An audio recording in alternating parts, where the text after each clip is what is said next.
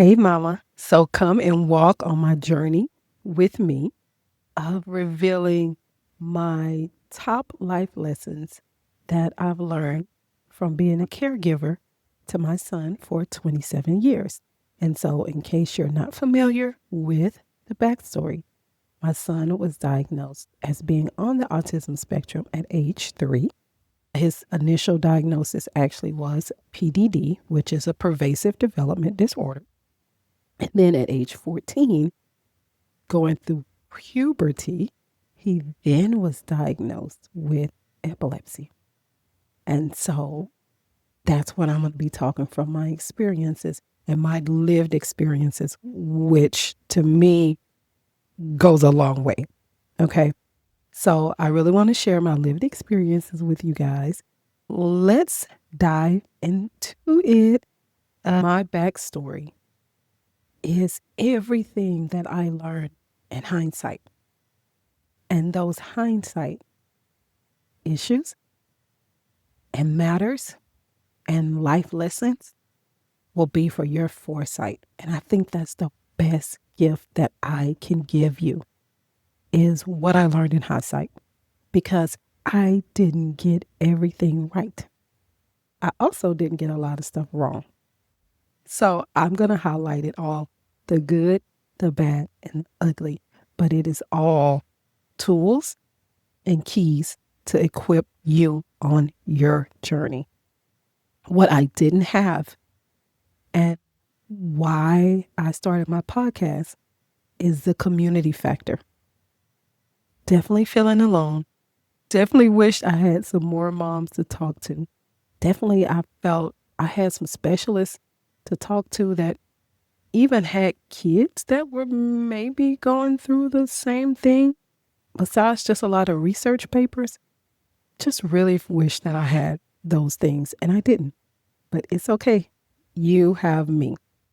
So one of the things I wanted to tell you is that you are walking on a road less traveled.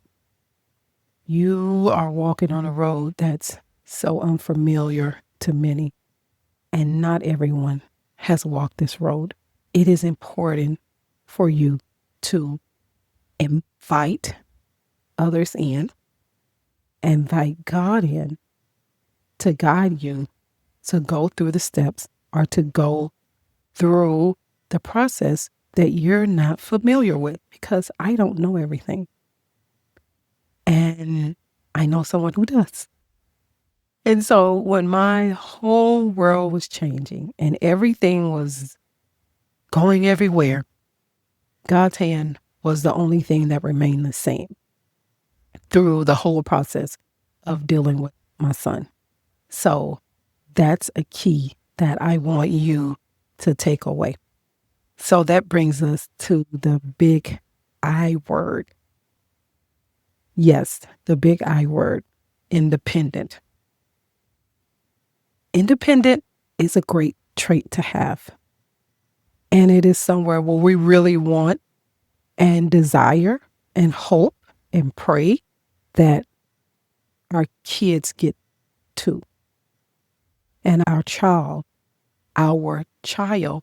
gets to the independent stage. But how do we get them there? Mama, you can't be independent. You are going to have to ask for help. You are not only going to have to ask for help, you are going to have to actually receive the help. It's okay. Let them help you. Whoever them is, let them help you. The Devoted Mama podcast is going to be filled with resources. I have a resource page lined out, and it's not just titles and organizations. I'm talking about having the actual founders and people from those organizations actually come and speak, come be available to ask questions right away so that you will know if that organization is actually a fit for your child.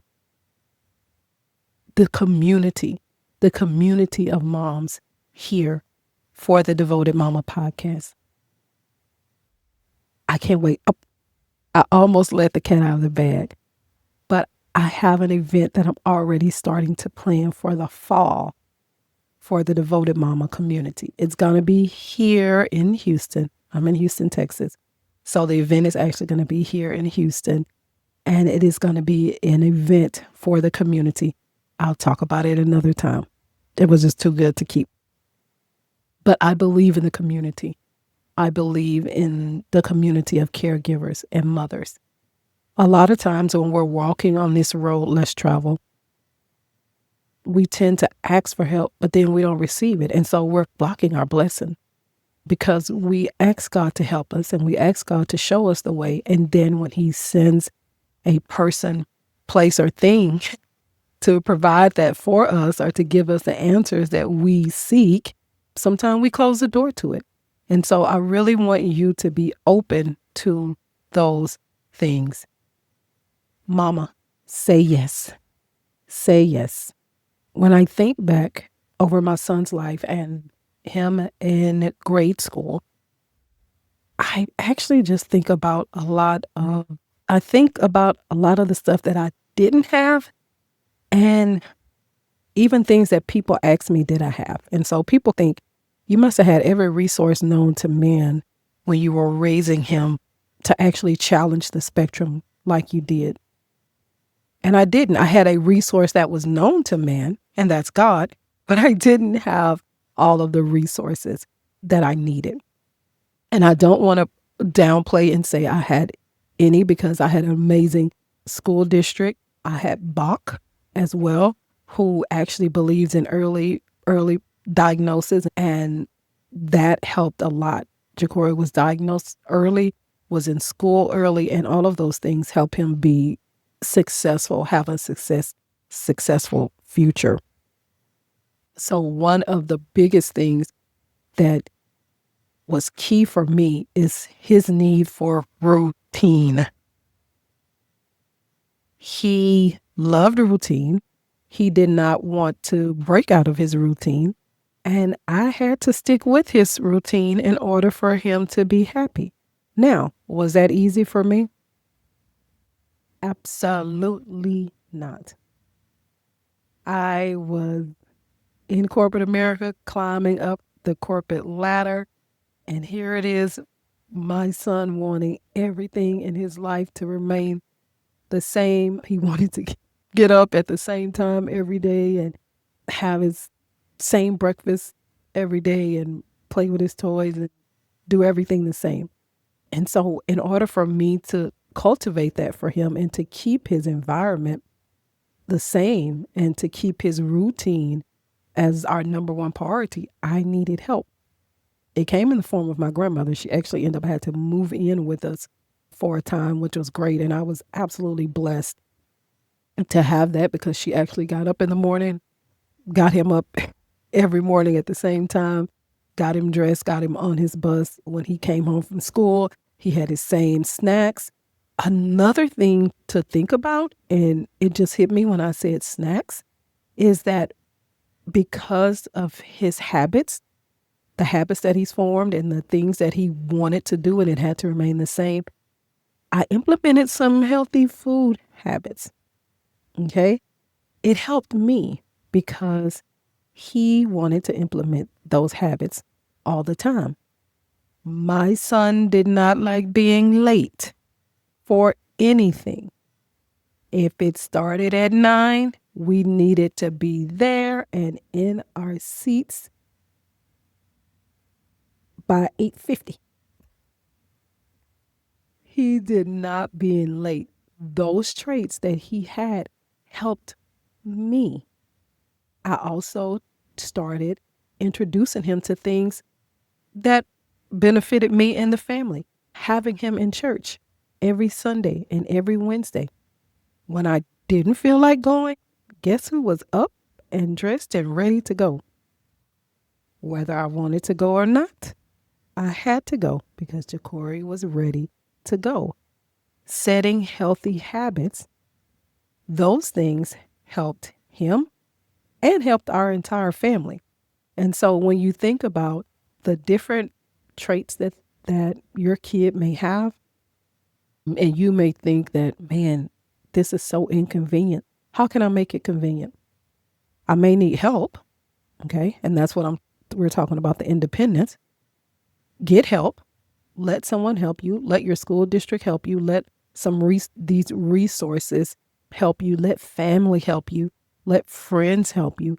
One of the greatest things that people can give, it's not money, it's actually time. Okay? And so as a mom, if someone is offering to come over for 30 minutes and give you a rest to take a hot bubble bath and relax, or run to the grocery store without having your child with you or anything like that, take it. It makes a difference. Your mental health and your well being is so important to ensure that your child has a successful journey. So, I want to leave you with these two key takeaways. And also, when I talk about key takeaways, that really had to resonate with my spirit. And I started digging into scriptures, and Isaiah 22:22 actually talks about keys and doors, and having the right keys can open up doors that no man can shut. And having those right keys can open the door and shut that door, and no man can open. Okay. So I want to leave you with these keys. Take these keys, put them in your treasure chest. You may need them tomorrow. You may need them 5 years from now. My job is to leave you with some key takeaways. Okay. So that you can open the doors on this journey, doors that no man can shut. Okay. Doors that no man can open if that particular door is designed for you to go through. It's designed for your kid to go through. Okay? So the key takeaways are independence. It is a good trait when it's used properly. And it is the goal for our child's future.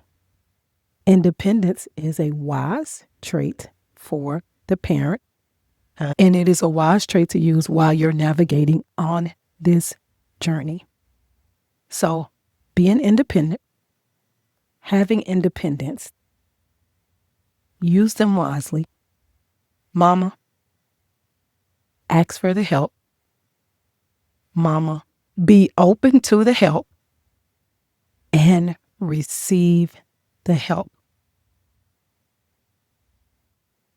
Stay strong, stay focused, and stay devoted, Mama.